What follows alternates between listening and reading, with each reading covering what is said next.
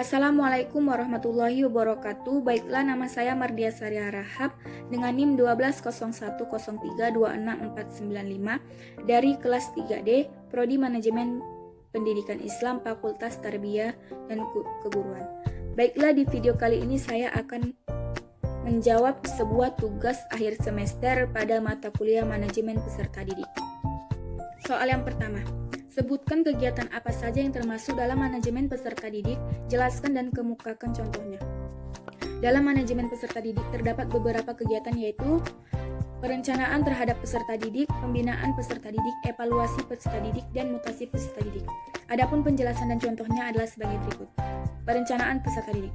Perencanaan terhadap peserta didik menyangkut perencanaan penerimaan siswa baru dan kelulusan, jumlah putus sekolah dan kepindahan.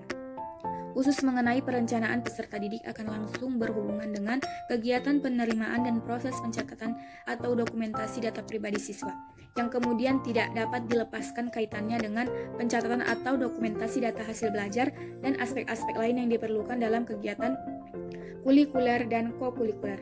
Langkah yang ada dalam perencanaan peserta didik yaitu analisis kebutuhan peserta didik, rekrutmen peserta didik, seleksi peserta didik, orientasi, penempatan peserta didik, pencatatan dan pelaporan. Pembinaan peserta didik. Pembinaan yang berkaitan dengan peserta didik di sini adalah usaha mengoptimalkan kemampuan peserta didik baik akademik maupun non-akademik peserta didik dengan diberikannya layanan-layanan khusus yang disediakan sekolah. Adapun layanan tersebut yaitu yang menunjang manajemen peserta didik, yang meliputi layanan bimbingan konseling, layanan perpustakaan, layanan kantin, layanan kesehatan, layanan transportasi, dan layanan asrama. Evaluasi kegiatan peserta didik. Evaluasi adalah suatu tindakan atau suatu proses untuk menentukan nilai dari sesuatu. Evaluasi hasil belajar peserta didik berarti kegiatan menilai proses dan hasil belajar siswa yang baik, yang merupakan kegiatan kulikuler, kokulikuler maupun ekstrakulikuler.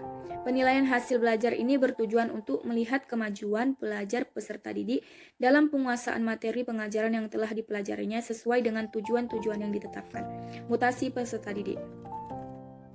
Secara garis besar, mutasi peserta didik dapat diartikan sebagai proses perpindahan peserta didik dari sekolah satu ke sekolah yang lain, atau perpindahan peserta didik yang berada dalam sekolah. Oleh karena itu, ada dua jenis mutasi peserta didik, yaitu mutasi ekstrim. Mutasi ini berdasarkan pada kepentingan peserta didik untuk dapat mengikuti pendidikan di sekolah sesuai dengan keadaan dan kemampuan peserta didik serta lingkungan yang mempengaruhinya. Dua, memberikan perlindungan kepada sekolah tertentu untuk dapat bertumbuh dan berkembang secara wajar sesuai dengan keadaan, kemampuan sekolah serta lingkungan yang mempengaruhinya. Soal yang kedua, bagaimana pandangan saudara tentang manajemen peserta didik berdasarkan bidang garapan administrasi pendidikan? Pandangan saya mengenai manajemen peserta didik berdasarkan bidang garapan administrasi pendidikan yaitu manajemen peserta didik merupakan bagian dari administrasi pendidikan, di mana terdapat dua hal kegiatan dalam administrasi pendidikan yaitu pembuatan kebijakan dan pelaksana kebijakan. Dalam hal ini, manajemen peserta didik merupakan pelaksana dari kebijakan itu sendiri, di mana seorang manajer pendidikan atau kepala sekolah dan wakasek kesiswaan harus mampu menjalankan kebijakan yang telah dibuat. Kebijakan ini berkaitan erat dengan aturan, tata cara atau prosedur dalam melakukan manajemen peserta didik. Soal yang ketiga, jelaskan peran kepala sekolah sebagai pengawas dalam manajemen peserta didik. Kepala sekolah merupakan penggerak dalam meningkatkan sumber daya sekolah terutama pendidik dan peserta didik. Kepala sekolah dan pengawas bertanggung jawab untuk membina dan mengawasi jalannya proses pendidikan. Kepala sekolah sebagai supervisor mengadakan kunjungan kelas pada saat guru mengajar di kelas.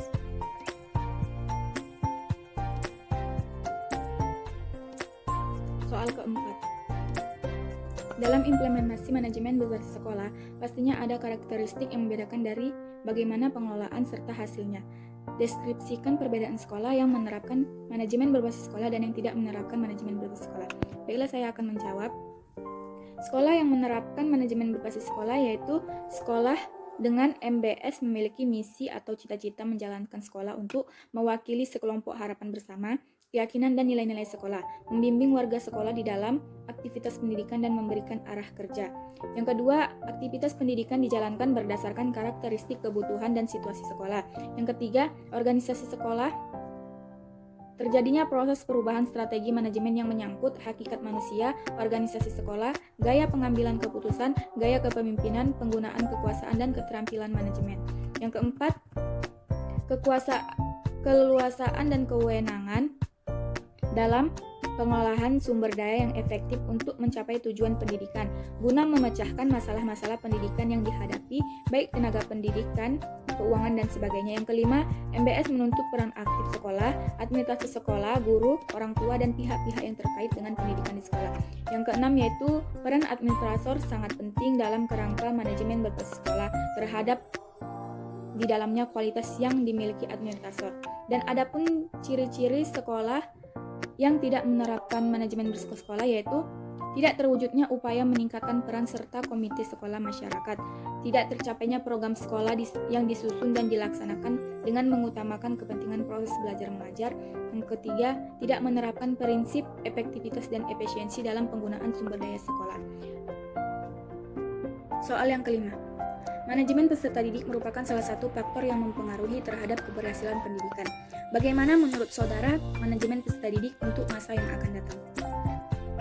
Baiklah, saya akan menjawab. Menurut saya keberhasilan dari pendidikan itu tergantung pada kegiatan manajemen peserta didik itu sendiri, di mana seorang manajer atau kepala sekolah maupun wakasek kesiswaan bertanggung jawab untuk menganalisis kebutuhan calon peserta didik sekolah tersebut.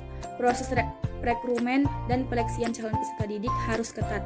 Kegiatan orientasi secara detail mengenai kondisi lingkungan sekolah baik fisik maupun bakat. Selanjutnya, pemberian layanan yang optimal pada peserta didik dengan menyediakan layanan BK, perpustakaan, kantin maupun lainnya. Dilakukannya pengembangan peserta didik dalam kegiatan ekstra sekolah. Pembinaan dan pengembangan peserta didik akan berguna bagi para lulusan untuk melanjutkan ke jenjang yang lebih tinggi. Pengintegrasian antara sekolah dengan alumni agar tercipta hubungan yang harmonis di antara mereka. Dari banyaknya kegiatan manajemen peserta didik di atas, telah disampaikan bahwasannya manajemen peserta didik itu mengatur atau mengolah peserta didik sebelum masuk sekolah, menjalani sekolah, lulus sekolah, hingga menciptakan hubungan antara sekolah dengan lulusannya. Tak lain tujuannya agar peserta didik lebih berkualitas yang pada gilirannya akan meningkatkan kualitas pendidikan. Dalam menghadapi masa yang akan datang ini, maka kegiatan manajemen peserta didik harus mengantisipasi dengan melakukan pengembangan kurikulum yang berbasis teknologi, di mana dalam melakukan pengajaran harus berlandaskan pada teknologi yang sedang berkembang.